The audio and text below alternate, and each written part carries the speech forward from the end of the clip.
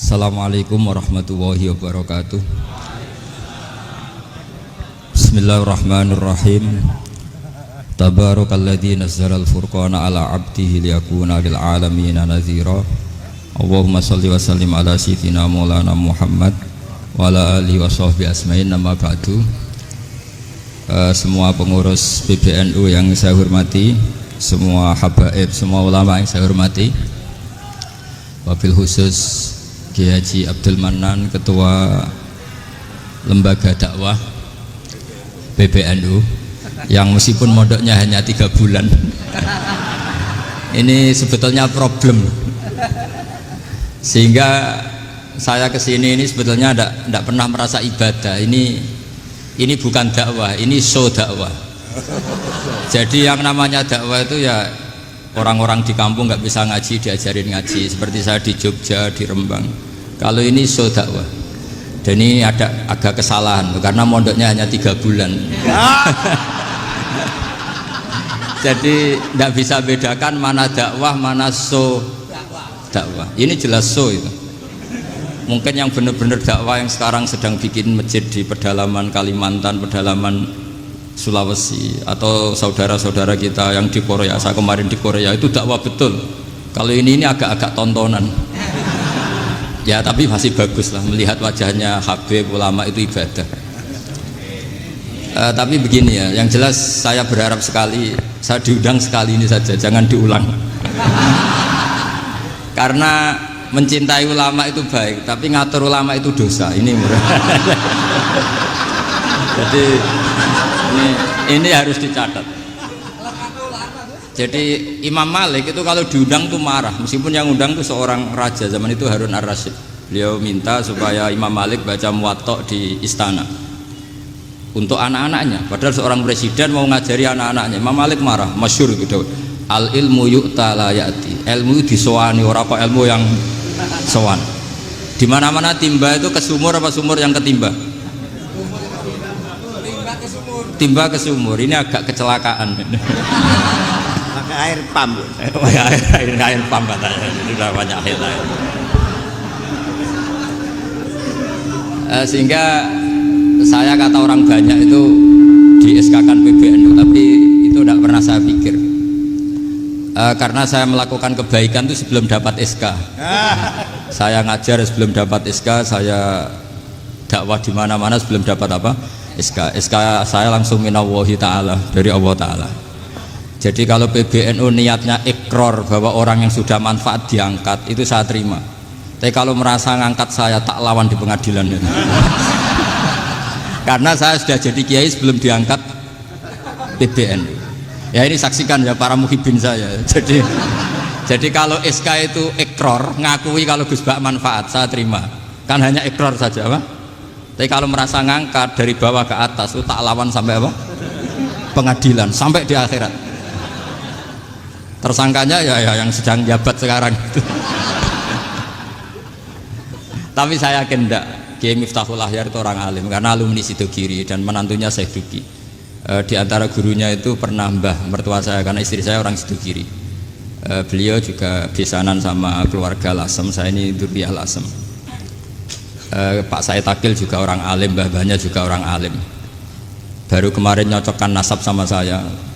Buyut-buyutnya beliau itu adik buyut saya, pernah cocokkan sama saya. Gus, saya sama saya tua mana? Tua saya, buyut kamu adik buyut saya, kata saya gitu.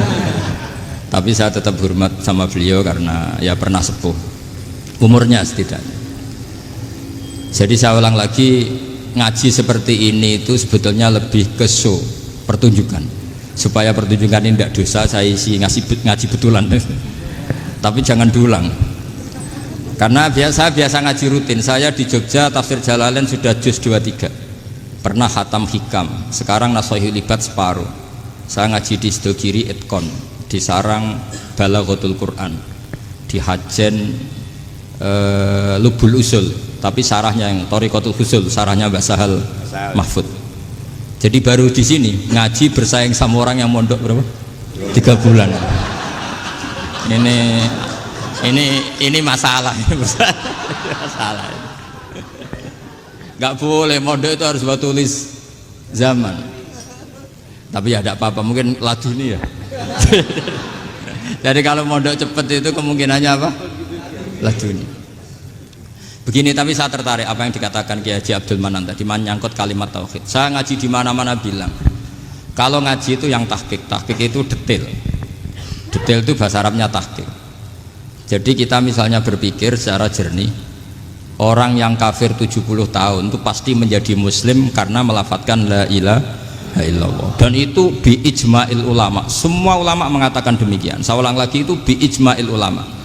Karena mansus di Quran ada ayat kulil ladina kafaru iyantahu yughfar lahum ma qad salaf. Kalau orang yang kafir 70 tahun bisa dihilangkan kekafirannya hanya dengan kalimat la ilaha illallah Muhammadur Rasulullah. Berarti kalimat ini statusnya apa? Penghilang kekafiran, apa? Penghilang kekafiran. Lalu ada kelompok yang mengatakan gara-gara kalimat la ilaha illallah dan pegang patok nisan itu orang menjadi kafir. Ini kan jadi paradok. Lafat yang kita statuskan sebagai penghilang kekafiran dengan lafat yang sama orang menjadi kafir. Itu nggak ketemu nalar. Mbok nalar paling apapun tetap nggak ketemu. Kecuali tadi ya dalilnya pokoknya ngotot tadi. Itu memang kacau itu. Tapi alhamdulillah mereka insya Allah ya sadar. Kamu jangan bayangkan mereka tidak sadar terus, berarti kamu doanya jelek. Bisa saja mereka sudah ingin sadar, berhubung digojlok ini terus nggak jadi sadar. Jadi jangan-jangan salah kita karena sering gojlok sehingga yang mau sadar jadi tidak apa? Nggak sadar. Saya tadi jam 10 sampai setengah 2 masih ngajar di pondok saya ngajar tafsir masih di Rembang sana saya. Terus saya ke Semarang Delalah Muyassar. Ya mungkin agak-agak keramat, jadi tetap jam 3:4 saya bisa ketemu Habib Umar Hafid. Saya beberapa menit ya diskusi tentang manhaj beliau, dan kebetulan saya sering belajar kitab beliau sama alumni-alumni Darul Mustafa. Meskipun saya tidak pernah ke sana, tapi saya tahu betul mazhab beliau karena al arwah junudun apa? Mujannada. Begini, saya sering dingetikani Mbah Mun, politik tidak jelas itu bagian dari kejelasan. Ini yang perlu dicatat. Jadi politik tidak jelas itu bagian dari apa? Kejelasan. Misalnya begini, siapa yang mengira Khalid bin Walid yang sangat musuhi Rasulullah, dia panglima orang kafir ketika ngalahkan Rasulullah di perang Uhud, akhirnya Khalid bin Walid masuk apa? Islam. Begitu juga Wahsy, qatilu ahabbin nasi ila Rasulillah, pembunuh Sayyid Hamzah, akhirnya juga masuk Islam. Begitu juga Abu Sufyan, dia pemimpin besar kafir Mekah ketika perang Badar, ketika perang Khandaq, akhirnya juga Islam dan menjadi mertua Rasulullah Shallallahu Alaihi Wasallam. Dari fakta ini kemudian banyak ulama alim yang ngambil sikap itu ya coro Jawa itu anggang-anggang. Anggang-anggang itu gak tegas, tapi gak tegas dari rumusan ilmu yang detail. Saya ulang lagi, gak tegas tapi dari rumusan ilmu yang apa? Detail. Bisa saja orang yang sekarang kafir suatu saat mukmin atau muslim. Bisa saja yang sekarang sedang fasik suatu saat soleh. Bisa saja yang mondok 3 bulan rois PBNU. Sementara yang mondok lama kadang Kiai RT. Tapi itu hanya hukum duniawi. Saya yakin yang Kiai RT ini PBNU di akhirat. Karena mondoknya lebih apa? Lama. Itu tak jamin. Saya juga berencana mimpin itu di akhirat saja, bukan di dunia. Makanya saya mohon SK itu berakhir muktamar mendatang. Karena saya sudah kiai sebelum diangkat. Makanya saya ulang-ulang, kalau pengangkatan itu niatnya ikrar, saya terima. Tapi kalau niatnya ngangkat, tak gugat di pengadilan. Ini tidak guyon, ini betulan itu. Ya, tapi ini hanya guyon saja. Nah, ini penting saya utarakan teori ngaji ya. Ini saya bacakan naskah asli Sayyid Umar Hafid supaya Anda dapat barokah beliau. Karena beliau selain alim allamah, muridnya Habib Salim, juga beliau pernah ngaji kutub Sayyid Abdul Qadir Segaf di Jeddah. Juga beliau sering istifadah di beberapa kiai. Ini saya baca teks Arabnya, kemudian saya terjemah. Bagi yang tidak setuju pemaknanya bisa gugat, karena saya baca Arabnya. Yang nggak setuju pemaknanya bisa gugat, tapi tak jamin kalah karena saya paham betul teksnya maknanya seperti itu. Logikanya tadi ya, ketika Rasulullah ngambil sikap tegas kepada Qatilu Hamzah yaitu Wahsy, dan ketika Rasulullah ngambil sikap tegas pada orang-orang yang mengalahkan beliau di perang Uhud, kaifa yuflihu qaumun fa'alu bi anbiya'ihim hakadha, bagaimana mereka jadi orang benar atau orang yang dapat kebahagiaan kalau mereka perlakuannya seperti Nabi seperti ini, yaitu Nabi sujawaju masyhur wa kusirat ruba, yaitu Nabi itu wajahnya terluka, gigi serinya tanggal. Orang-orang seperti ini tuh nggak akan bejo kalau orang Jawa, nggak akan falah.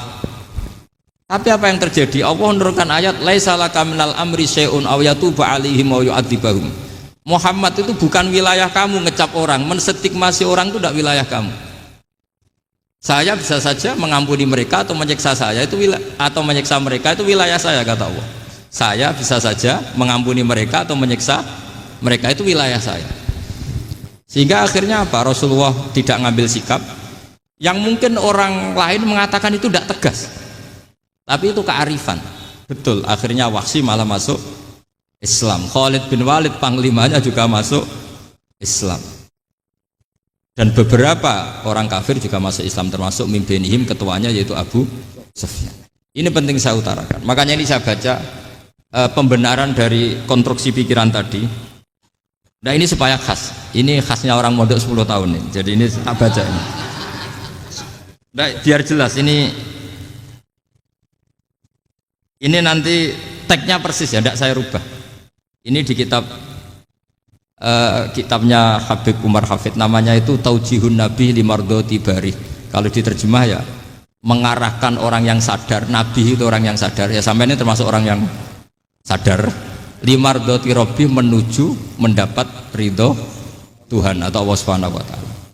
Saya baca tagnya ini di halaman 179. Ini tidak ada yang saya rubah, tidak saya kurangi. Bismillahirrahmanirrahim. Fala buddha an wattina qulubana ala annana khodamatu ahli hadal qaul wa yattali'u Allah min qulubina annana na'taqidu imkaniyata ayyasfa'a fi ahadina yaumal qiyamati man huwal ana kafirun yuslimu faya'lu sya'nu indal haqqi fayakunu sababan li kholasika fil qiyamah yumkinu dzalik.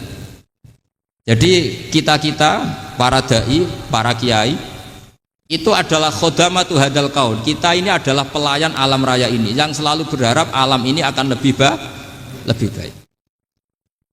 Orang yang sekarang sedang kafir bisa saja nanti yang nyafaati kamu di akhirat, yaitu mereka masuk Islam lalu Islamnya lebih serius, akhirnya punya hak syafaat. Sementara kamu Islam mulai kecil tapi biasa-biasa saja seperti ini, mulai dulu ngaji terus sama Ki Abdul Manan, nggak pernah yang ngisi ngaji, itu artinya nggak ada perkembangan. Makanya saya nggak ingin ngaji lagi, karena saya ingin perkembangan Anda nanti tukang mengisi, bukan yang diisi. Kalau saya nanti ngaji lagi di sini, artinya Anda kalau tetap mendengarkan itu tidak ada perkembangan. Pantas saja saya mulang Gus Bahak sampean sing ngaji. Sekali-kali ada perkembangan, saya ngaji sampean yang mulang, itu bagus itu. Meskipun itu perkembangan yang menyesatkan.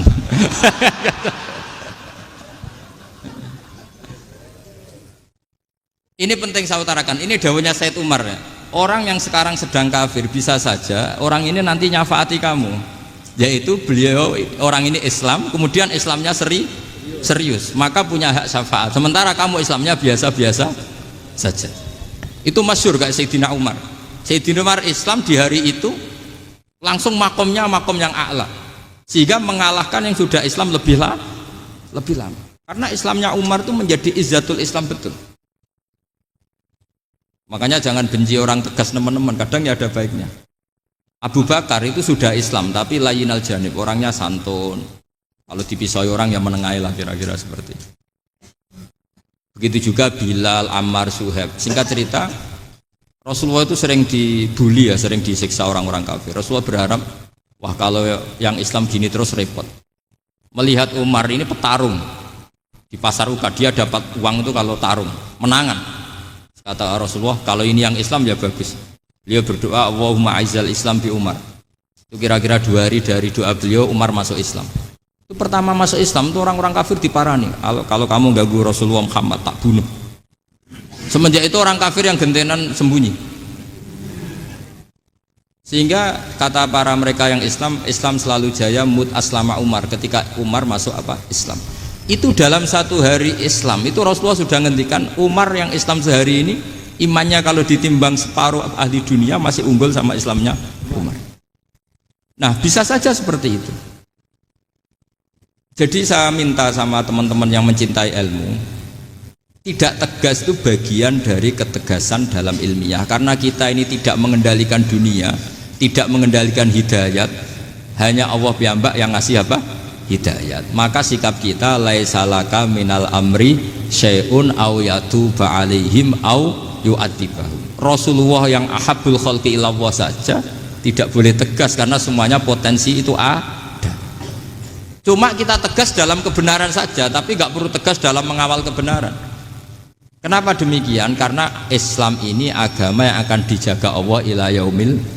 Yang jaga Islam bukan PBNU, bukan PP Muhammadiyah, bukan kiai. Yang menjaga Islam namun Allah Subhanahu wa ta'ala. Makanya Sayyidina Umar itu kalau disuruh mikir Islam itu gak mau betul. Masyhur itu dalam tarikh-tarikh. Umar mimpin itu sukses, banyak futuhat. Singkat cerita akhirnya orang tuh kelangenan, wah kalau Umar meninggal kayak apa. Sehingga Abdullah bin Umar setiap jalan-jalan tuh dibully, kalau sekarang dibully. Ya Abdullah bin Umar, bapak kamu itu gimana? Sudah sepuh mau meninggal kok tidak suksesi. Kalau saja ada orang penggembala kemudian meninggalkan kambingnya di hutan, kamu anggap orang yang mudoyik enggak, menyanyiakan kambing itu enggak? Ya iya kata Abdul bin Umar. Apalagi amru hadil umat ini mau ditinggal gelanggang nanti suatu saat Umar meninggal. Mbok yo suksesi supaya jelas. Logika itu diaturkan ke Umar radhiyallahu anhu, ke Sayyidina Umar.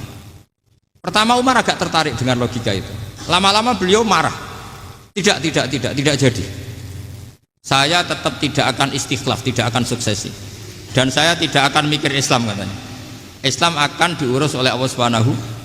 Terus beliau ngendikan, Islam ini jalan ketika ditinggal Abu Bakar, bahkan ketika ditinggal ahabbul khalqi ilallah akramul khalqi indallah, yaitu Rasulullah Muhammad sallallahu alaihi wasallam. Coba Islam dulu dipimpin Abdul Qadir ketua wali, dipimpin Wali Songo, dipimpin orang top. Sekarang dipimpin mondok 3 bulan jalan. Karena Islam yang ngatur Allah Subhanahu wa ta'ala. Jadi ini penting. Loh coba ustadz tuh banyak yang nggak bisa ngaji loh. Tapi ya laku ya nggak masalah. Loh saya kemarin di Korea seminggu. Itu TKI jadi khotib, ada yang jadi mufti. Ada yang jadi suriah. Itu ada yang di sana jadi suriah, pulang ke kampung angon kambing lagi. Loh itu teman saya kenal. Suriah Korea. Iya suriah Korea tapi artinya gini, bahkan masjid semua yang di Korea itu didirikan oleh TKI dan TKW. Mereka digerakkan Allah untuk mikir agama, karena agama ini milik Allah. TKI saja mikir. Makanya ini penting, yo dakwah tapi tauhidnya sing kenceng, jangan dakwah kenceng tauhidnya kendor. Itu bahaya betul.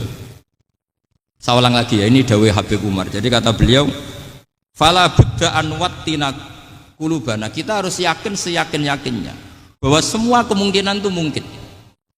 Makanya masyhur dalam tarikh ketika kafir Quraisy mau disiksa oleh para malaikat karena mereka sering menyakiti Nabi, kata Nabi gimana?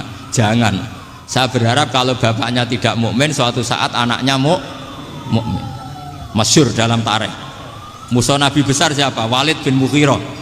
Punya anak Khalid bin Walid. Abu Lahab punya anak Jarrah, itu mukminah yang baik. Abu Jahal punya anak Ikrimah, itu mukmin yang baik. Di Indonesia lebih hebat lagi. Bapaknya ra iso maca Quran, anaknya hafid. Bapaknya utun ratamat SD, anaknya jadi dekan. Di Indonesia banyak orang nggak siapa-siapa, anaknya jadi presiden, anaknya jadi menteri.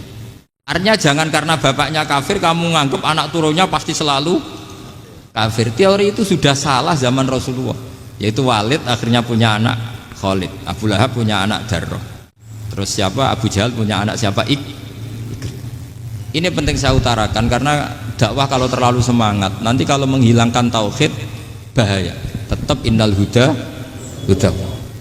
Uni Soviet kayak apa? Mengkooptasi negara-negara sekelilingnya sampai jadi Zuni.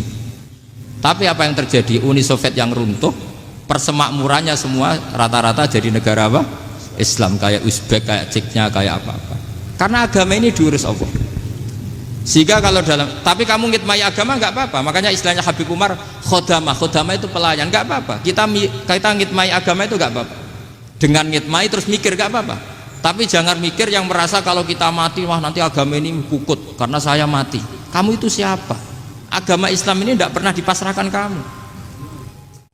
Diurus oleh Allah Subhanahu wa taala sendiri.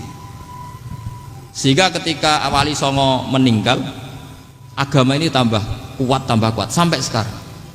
Kecil saya itu kalau pengajian susahnya bukan main, harus izin sana sini. Sekarang setiap pengajian polseknya datang, polresnya datang, nggak ada intel, nggak ada apa. Padahal kiai dulu sama kiai sekarang itu kira-kira alim mana? Alim kiai dulu. Mbah Hasyim Asy'ari itu ngarang kitab sampai dibaca di Yaman. Saya sering baca juga kitab beliau, Risalatu Ahli Sunnah wal Jamaah. Kiai sekarang mau terjemah aja kadang salah memahami.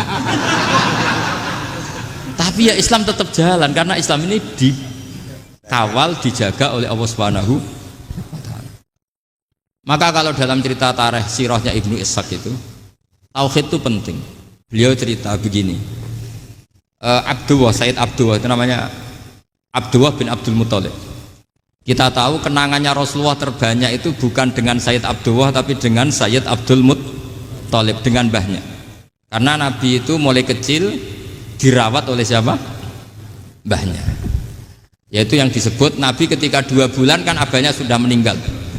Ya saya baca ya, pakai bahasa Arab biar jadi bid'ah. Nanti kalau bahasa Indonesia ada bid'ah. Tidak betul. Diba atau berjanji sebenarnya itu kitab sejarah, berhubung dibaca bahasa Arab terus kayak mantra. Terus yang belakang mau nyenggai soleh aleh, sehingga kubu sebelah bilang tuh khurafat dan bid'ah. Coba diterjemah ini, coba nanti saya baca bahasa Arab.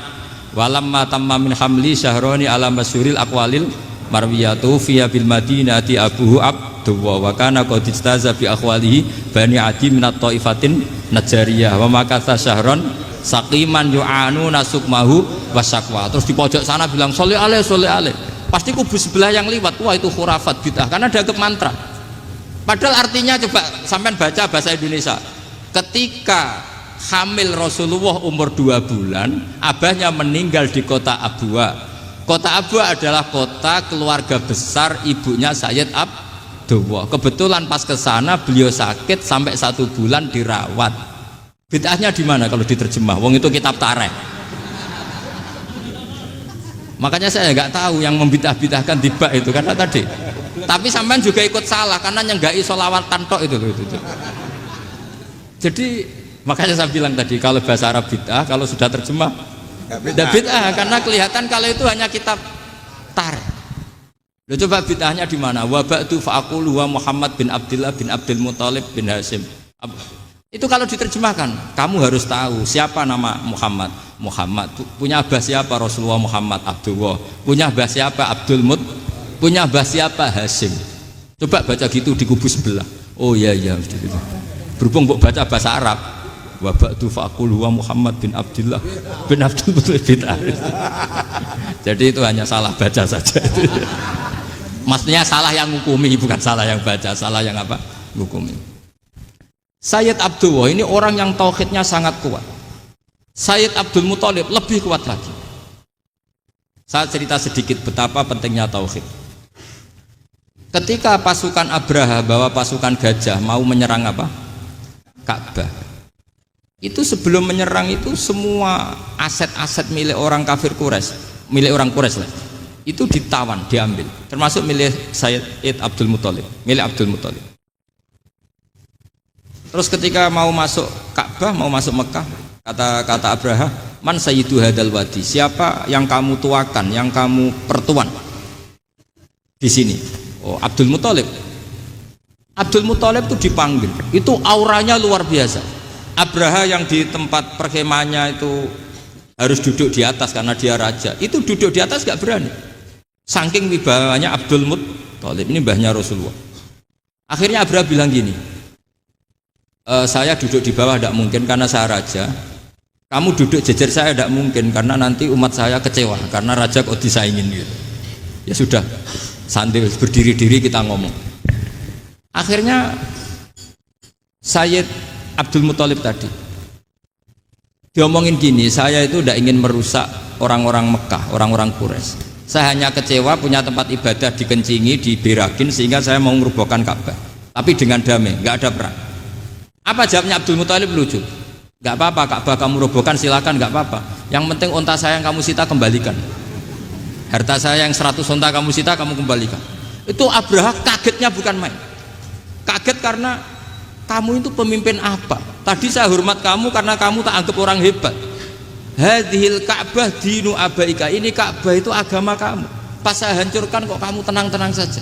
Padahal pas mau saya hancurkan kamu tenang-tenang saja. Malah tanya unta kamu itu gimana? Apa jawabnya Abdul Muthalib? Inna lihadal baiti robban hamahu. Sebab Ka'bah itu ada yang punya dan pasti akan melindungi Ka'bah. Tapi kalau unta itu milik saya, ini urusan saya, ini unta. Jadi inna lihadal baiti robban hamahu itu tidak milik saya, itu ada yang punya. Ya sudah, biar yang punya aja yang jaga, itu tidak urusan saya. Akhirnya unta dikembalikan, aman deh, untung double. Terus akhirnya dia ke Ka'bah, fa'akhudha bi halaqatil bab, karena dulu apa itu halaqatil bab, karena dulu itu yang dipakai apa itu pegangan itu bentuknya apa, bulat, makanya diistilahkan halaqah apa, bulat. Kalau sekarang halaqah ilmiah itu seminar. Halaqah dituburuhi lain lagi. Ya. Pegang terus bilang gini, kata Abdul Muthalib, ya Allah, Ka'bah ini mau dihancurkan oleh Abraha, Ka'bah ini milik kamu. Saya mau ke gunung, mau melihat apa yang kau lakukan terhadap orang yang mau merusak Ka'bah. Terus Abdul Muthalib bilang ke umatnya, wa ya qaumi, ayo kita ke gunung melihat ma fa'ala rabbuna, apa yang akan dilakukan Tuhan kita terhadap orang yang mau menghancurkan Ka'bah. Jadi santai saja, santai. Terus Abdul Muthalib naik gunung sama orang-orang Quraisy. Abraha datang mau merusak Ka'bah, terus terjadi alam taro kaifa fa'ala rabbuka bi ashabil fil. Itu melihat, dan betul Ka'bah dijaga Allah. Islam juga gitu. Ketika Islam dikooptasi Uni Soviet, semua ulama, semua wali perasaannya hanya nunggu kehancuran Uni Soviet, karena pasti agama ini dijaga Allah. Saya setiap sholat, setiap munajat, ketika baca Rabbana lakal hamdu bil samawati wa mil'ul ardi. Dulu saya iskal itu janggal. Ya Allah, engkau zat yang layak dipuji, yang pujian itu memenuhi langit dan bumi. Pikiran saya kalau bumi ateis itu mujinya kayak apa? Tapi Masya Allah, ketika saya datang di Korea, bumi ateis, ternyata di sana banyak masjid, banyak tasbih, bahkan ada sakduna di sana. Karena Allah sudah ngendikan lakal hamdu mil'us samawati wa mil'ul ardi. Dan sekarang nyata, semua bumi ateis, bumi apa saja, ada tasbihnya, ada tahmidnya. Makanya sadaqallahul adzim ketika ngendikan sanurihim ayatina fil afaq walladzi arsala rasulahu bil huda dinil haqqi liyuzhirahu 'alad dini kulli. Makanya saya mohon sekali bahwa agama ini harus kamu khidmah. Tapi enggak boleh kamu pikir. Atau dibaliklah, khidmah maka memikir. Tapi tidak usah GR bahwa agama ini diserahkan sampean. Saya juga enggak ridho. Agama kok diurus orang-orang kayak gini, kayak apa nasibnya? Jadi ini penting, karena rata-rata kiai alim itu tidak jelas. Terus oleh orang-orang yang nggak pernah ngaji itu, wah ini nggak jelas, nggak tegas. Islam itu harus tegas. Maksudnya tegas itu kayak apa? Tegas itu di wilayah kita. Kalau istri kamu mau diperkosa orang itu boleh tegas, itu wilayah kamu. Tapi kalau hidayat itu wilayahnya Allah Subhanahu wa Ta'ala, kita tidak pernah tahu. Bahkan yang sudah Islam saja, nyuwun sewu, itu nggak ada jaminan mati husnul. Kita tahu dalam sejarah Sa'labah itu dapat gelar hamamatul masjid, merpatinya masjid. Tapi kita tahu akhirnya Sa'labah itu apa? Su'ul khotimah. Sampai dalam Islam selalu diajarkan ya muqallibal qulub tsabbit qalbi ala din. Jadi kalau kita sendiri saja masih ingin selalu husnul khotimah, agak ada ruang untuk mudah menvonis orang lain. Makanya saya salut sekali ketika Habib Umar menulis kita semua ini mengkhidmai hadal kaun, dan selalu berharap bisa saja suatu saat orang yang sedang kafir bisa saja suatu saat muslim. Nah soal kalau yang sama yang harbi menyerang kita ya tarung. Kalau artinya kalau yang merangi kita ya kita wajib perang, kalau enggak ya habis kita. Seperti kita lakukan ketika diserang Belanda. Tapi ketika mereka musta'man, dhimmi, mu'ahad, orang-orang kafir yang mau berdamai dengan kita, ya kita damai. Sebagaimana yang dilakukan Rasulullah SAW ketika berdamai dengan kafir Quraisy yang dipimpin Suhail bin Amr. Masyhur itu dalam tarikh. Singkat cerita kan Sayyidina Ali ini pernah konflik sama orang Khawarij. Kata Sayyidina Ali, ya sudah lah, namanya kita musuhan, kita tidak usah ketemu, pakai mediator, kata Sayyidina Ali. Kata orang Khawarij, ini apa-apaan kok butuh mediator, nggak ada Qur'annya, nggak ada hadisnya. Kira-kira kalau Pak Sayyidina Ali orang Jawa, nggak ada apa tidak tahu. Walhasil Sayyidina Ali akhirnya baca ayat, wa in khiftum shiqaqa bainihima fab'atsu hakaman min ahli wa hakaman min ahliya. Jika suami istri tengah konflik, maka yang keluarga suami kirim mediator, yang keluarga perempuan juga kirim. Terus kata Sayyidina Ali, wa amru ummati Muhammad a'dhamu min amri rajulin wa imra'atin. Kalau suami istri saja ketika konflik butuh mediator, apalagi ini kelompok besar pasti lebih butuh mediator. Akhirnya lalu mediatornya siapa? Kata Sayyidina Ali, ya siapa saja yang penting baik. Ditunjuk seseorang, diprotes sama orang Khawarij, ini orang nggak kredibel. Oh, terus Sayyidina Ali marah-marah. Rasulullah itu pernah berdamai dengan orang, bahkan orang itu kafir, yaitu Sulhul Hudaybiyah. Nabi itu berdamai dengan orang yang bernama Suhail bin Amr, ketika itu kafir. Makanya ini menunjukkan bahwa musolahah ma'al kufar itu boleh demi kelangsungan bernegara, berbangsa. Kamu tidak usah meragukan reputasi NU. Ketika dulu kafirnya kafir harbi zaman Belanda, ya Mbah Hasim fatwa apa? Jihad. Jadi jangan kira tidak tegas, kita tegas sekali, justru kita yang punya masa lalu tegas. Tapi kepada siapa dan dalam konteks apa? Paham ya? Terus ini penting sekali untuk dijernihkan. Ini saya baca berikutnya nanti, tidak supaya tahqiq saya syukur sekali, saya tadi sekaligus minta ijazah sama Habib Umar, dan memang saya ngaji ini lama sama teman-teman alumni Yaman, cuma belum pernah ketemu mu'alifnya. Tadi saya ketemu minta ijazah itu dan beliau senang sekali, bahkan sempat bikin tulisan di kitab saya ini. Sama tidak perlu baca, karena kalau bisa ya biasa, kalau tidak bisa malu ya sudah, tidak usah baca. Terus ini kata beliau, ini masih saya teruskan. Nahnu min hadhil intilaqah naktasibu thabatana wa quwwata yaqinina wa illa fa fil ardi mu'aridun wa muntaqidun wa mukhalifun min akhyarin wa asyrarin sholihin wa fasikin muslimin wa kuffar. Kalau kamu punya satu metode ilmiah, metode dakwah, kamu harus siap, karena pasti ada yang menentang. Yang menentang itu ya mulai orang soleh, tidak soleh, orang macam-macam. Jadi kalau sudah punya manhaj, memang dari awal harus siap apa? Ditentang. Jadi misalnya PBNU punya kebijakan apa, ya sudah siap saja dibully. Itu pasti itu, karena nggak ada manusia semua suka, semua benci.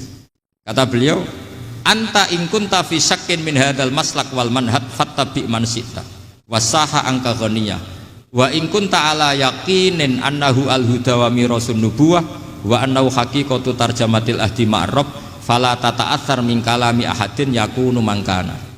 Jadi intinya kita mengawal Islam secara rahmatanil alamin itu justru kita berharap menjadi simpatik dan menjadikan mereka menjadi Islam. Jangan ketika simpatik dianggap gak tegas. Saya masih ingat betul dawuh Mbah Mun, hak sekseni, kata beliau. Saya masih ingat kalimatnya, sekseni. Aku ra tegas itu berdasar ayat laisalaka minal amri syai'un aw yatuba alaihim aw yu'adzibahum. Karena potensi sosial itu bisa rubah.